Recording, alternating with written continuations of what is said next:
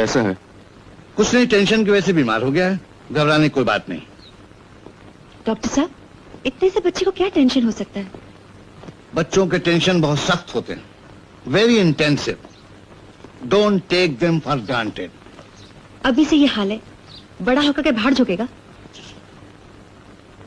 Mrs Gupta, हम बच्चों की तालीम में बहुत भूल करते हैं।